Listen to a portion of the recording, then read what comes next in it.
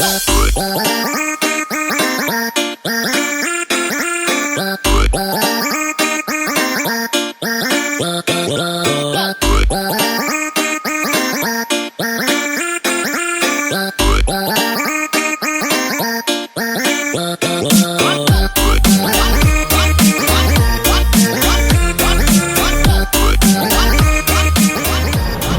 up, everybody, and welcome back to the channel. Today we got a good one. We're over here at Deals Paving. I'm gonna tune with Matt Happel. This is a nice Mustang. I don't know whose this is, but we're tuning the 240 today. We'll see what happens. I got here a little late, strapped on the dyno here. Oh, what's up? Yeah, I had to. I couldn't keep the tiger stash. Yeah, what's up? What's up? Moment of truth. Moment of truth. Here we go. Are you nervous? A little bit. I'm always nervous until like a combination of nervous and excited. Right? Yeah. I'm always nervous until like the first full pull. After that, I'm like, all right. You don't get nervous when it gets turned up? We haven't heard it right out yet. Well, here it is. Stock block. 70. What? 75? 78. 78, 75. We're gonna see what's gonna happen.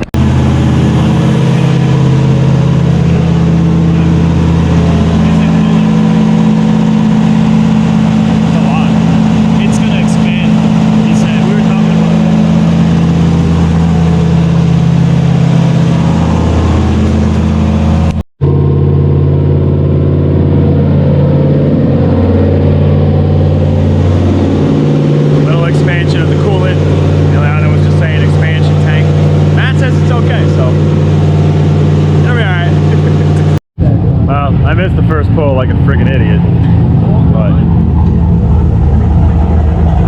it sounded good. First little pull. Okay, no word up. There's actually a screen on that. This is like the straightest graph. I don't know if it is a straight. 280, just getting it warmed up. Cardboard hood prop. Cardboard hood prop.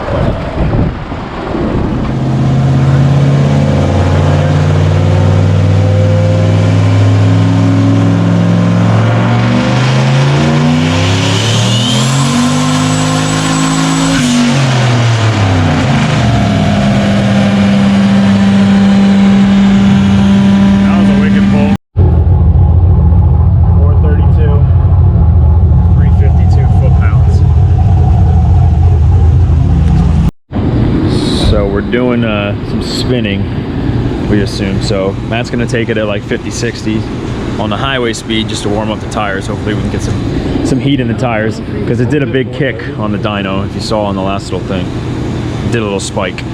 So we're thinking it's slipping. The tires, not the clutch.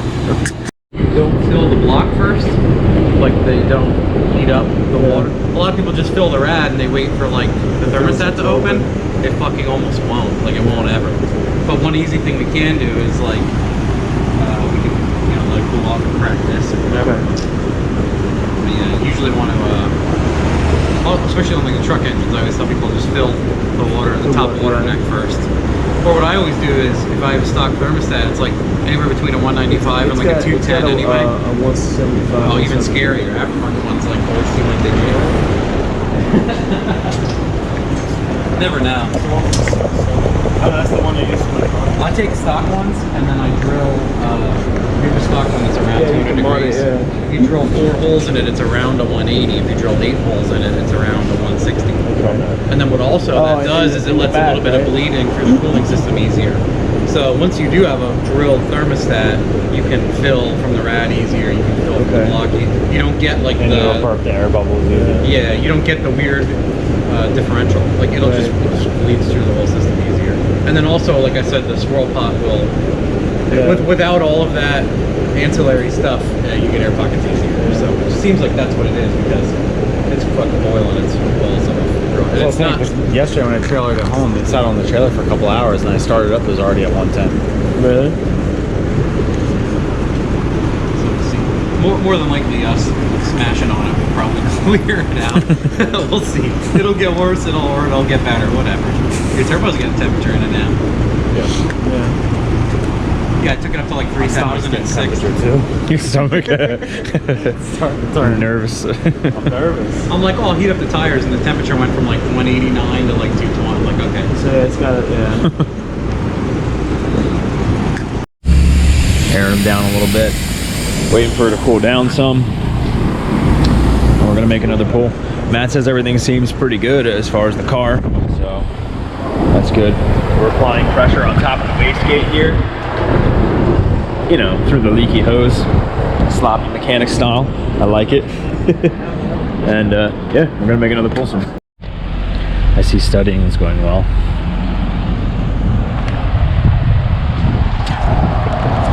She's knocked out.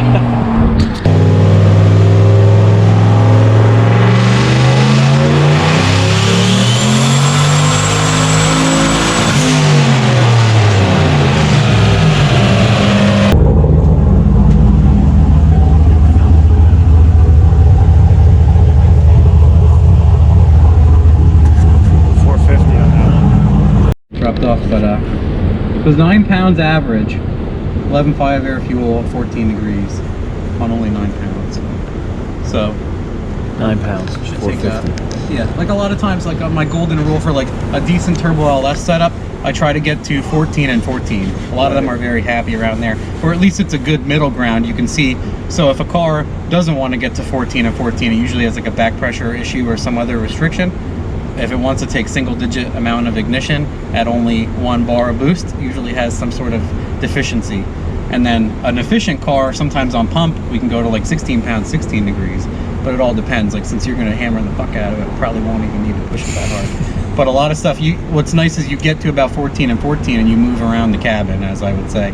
Move to take a little bit of ignition in and out of it, check the plug strap if we can every now and then. Do you think it's possible to get this around 600 safely or no? On pump? I guess we'll see like right away, because what we're going to do is we'll see what it makes with ignition optimized on 9 pounds. I'm going to move the air fuel around a tiny bit, and then we're going to go up to 14-ish, move it around a little bit, and then we're going to see how much power it makes between 3, 9, and 14. Then we can figure out how much horsepower per pound. If it's gaining horsepower per pound, then we might move farther. Like, we might, if also it depends. Like, if and you that's just without messing with the timing too much, right? if you want to do like a glory hit and be like, I made 600 on pump, we can push for that. But then I would say, like, and then tune it back pump down. gas a lot of times is shit. Yeah. So I wouldn't do that all the time. Right. And you're not going to need it. No yeah, way. we do one, you know, get it where you want it, and then we'll do one glory hit. Well, yeah, that's what. Yeah. So Absolutely. We'll do that. All for the glory. I'll stand over here. I kind of want to get my grump out of my throat. Hold on. Yeah, there's no pressure. Because also, He's like, you should be fine. I'll stand over here. also from that fill cap, it should be going into the top of the water pump, so it should fill the block. And we might be at a point now where we don't have enough water in it. Put some water. Oh yeah, she there's no empties. water. Running into overheating issues. Sucking down some more water here. I guess it didn't take too much.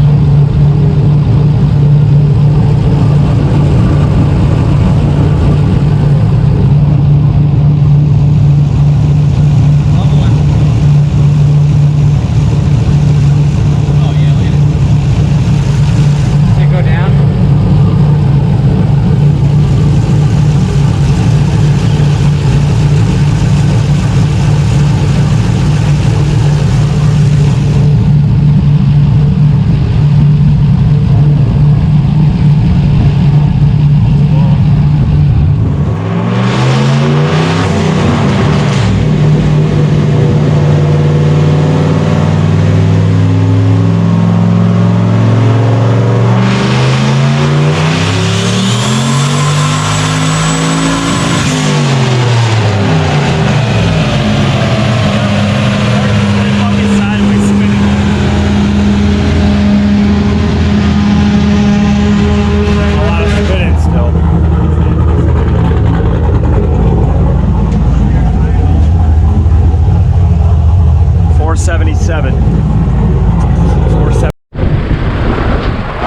Pumped her up on the gauge.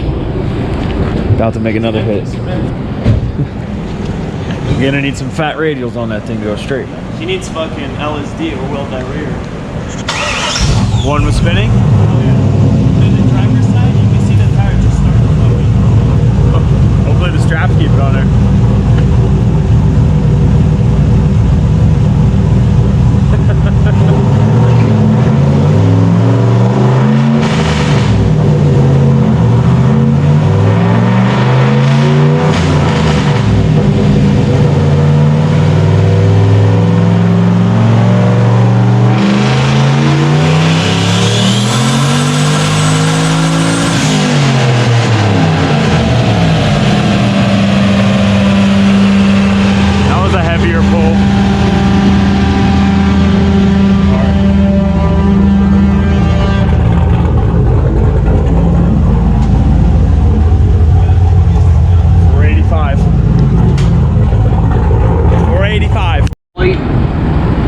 Wastegate spring is just getting forced over my back pressure. So Should we swap the spring? I would say just until we're like pinning the shit out of this, it's not worth taking it apart hot. Sticking it back together, possibly like rolling the diaphragm or doing some of the stripping of fucking bolt. Usually, you know, this will make it fucking average. So we can put 30 pounds on top of it, which is more than we're gonna need. Hopefully.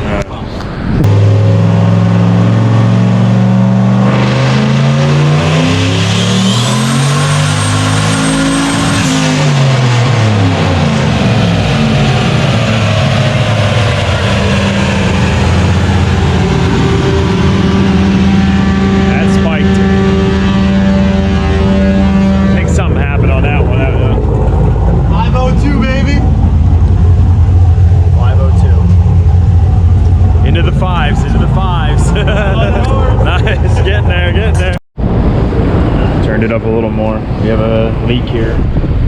Shouldn't be too effective right now, but we'll see. We're going for another one.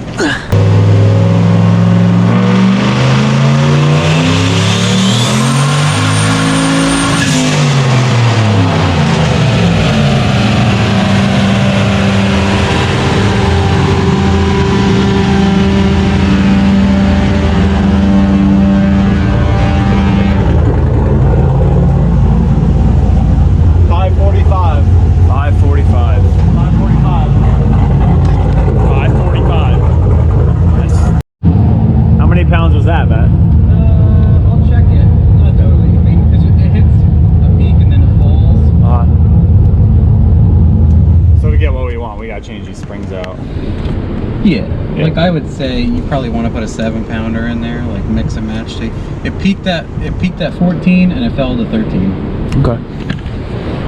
It's on 14 pounds, 545. That's pretty good. And you can see some of the cylinders are like, one cylinder's 11.8, one's 13.6. And you're like, fuck. Like that's so like a lot of times I want to bring the average down. If it's not affecting the average horsepower, I just keep. Especially a pump gas car. What? Do you want us to change the spring before you do another hit? No, I still have tons of. I'm only halfway through my regulator, so we're already on 14, and we're only falling a pound now. But yeah, like I like to, especially if it's a pump gas car, you're gonna beat the shit out of. I might target like a 10.8. I've had sometimes people like they'll drive a car after I tune it, and they're like, "What the fuck? It's in the 10s." I'm like, well, it still made the same power with an 11.8 and a 10.8. Right. And if you guys could see, every cylinder is off an air fuel point. That 10.8 in one cylinder is an 11.8 in another, and like a 12.6 in the other. Like you don't know that until you have $1 million in equipment. So it's easier just to lower the average air fuel until it stops, like until it's detrimental to something. I'm like, just change your oil more often, whatever. But an E85 car, like I'll usually lean on E85 cars more. Yeah. But then like with a Terminator with a flex fuel sensor, I can change the target air fuel ratio based off of. Okay. That's what all my advanced tables do. Okay. But I'll target like some of these cars, I'll have like, it'll go into the 11s immediately and then maybe be an 11.0 on 14 pounds. But it makes the same, maybe I lost 10 horsepower doing that versus like a 12.8 air fuel. It's just not fucking worth it. So that's why I always try to like add in all of that. So it's been 11.5 mostly. So I'm gonna bump it to an 11.8 target. So we're gonna go with a little more aggressive here. Trying to get to 570-ish. Made 545 on that pull, 14 pounds. Tapered off to 13 pounds. So going for a final pull here. we'll see what happens.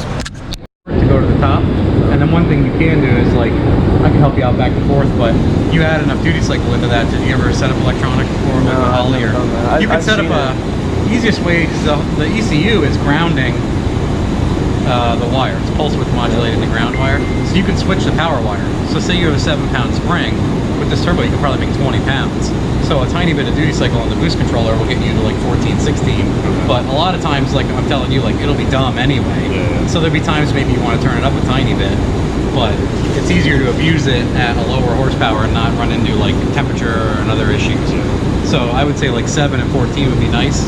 So you can make 7 on gate, flat would be cool, and then you can adjust the electronic boost controller to go to 14, and then you can literally hook up a power switch. You do a key on source into a switch, so it'll make 7 pounds, and then you hit the switch and it'll make 14. Okay. It's nice. I like to do it that way because it's also like a sanity check. If the car is ever being an asshole, you can just turn off the boost controller and like, you know it should be here, and you know it should be here. So then you're like, okay, did I melt a wire? Did I lose a line at the top of the gate? Or because I'll usually set up a car like to make 3 to 5 pounds, and then I'll use a 4-port and make like 26 pounds. So it is nice to just shut that shit off, put it on like a trans brake or foot brake it, and see like, you hear the wastegate open at 4. You're like, okay, everything's mechanically okay, then you can turn on your... Sometimes it's nice too, like just doing a burnout or something you don't want to be on potentially super high boost. The whole thing. Final pull. Nervous? Nah. At this point. it's doing pretty good. At this point, yeah. It is what it is, right? You're gonna be driving on ice. Yeah, it's gonna be ice anyway because of the tires it's got here.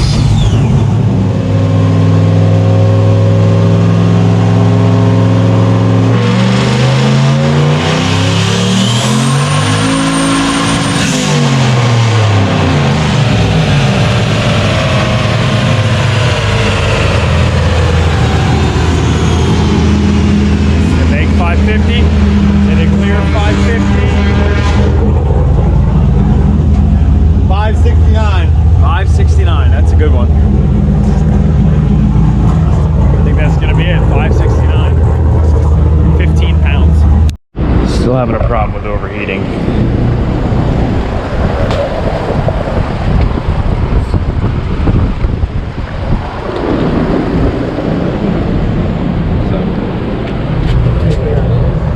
$569.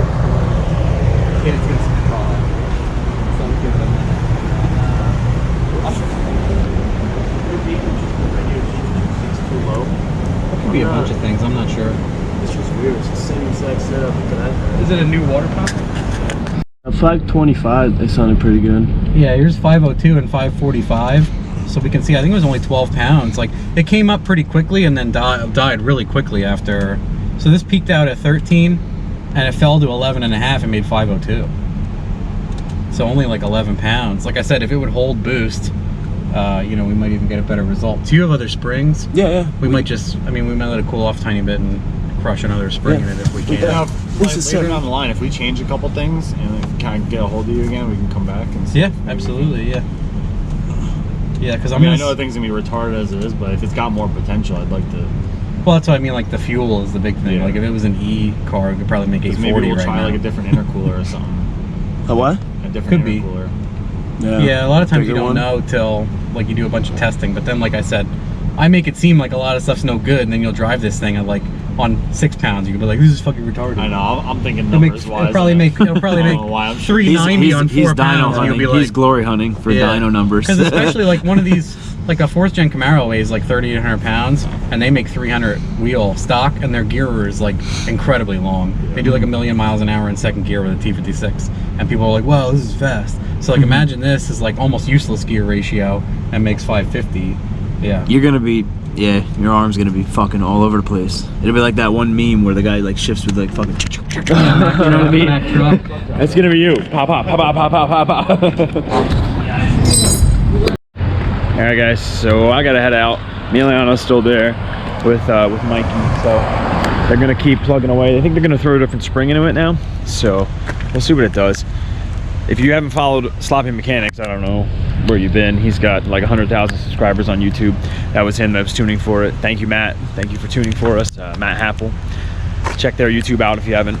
And yeah, I'm gonna let Emiliano take over. All right, guys, so that's gonna do it for today's video. If you made it all the way to the end, comment down below, Efspeedworks. He's the one who built it. Emiliano, obviously you've seen him in all of our videos before, but he's branching out and doing his own thing now, starting a company. He has an LLC as Efspeedworks, so definitely check out his Instagram. Thank you, Matt, for tuning the car, Sloppy Mechanics. Matt he's so knowledgeable, and it was awesome to hear him just talk with the guys today, so that was really cool. And congrats, Mikey, on the power. That car is gonna be a handful, especially because it's super light. And the radiator situation, we figured that out. Emiliano's gonna fix that real quick. It was one of the vents was piped in backwards, so that'll be fixed up. And then the car will be good to go. That car is gonna rip. You'll see some more videos of it, probably racing and drifting and doing some fun stuff. So thanks, guys, for watching the video. Like I said, if you stuck to the end, Efspeedworks, comment down below. I wanna see who watched the video. It was a longer video today, so let's see who actually watched it. And we'll catch you guys on the next one. See ya.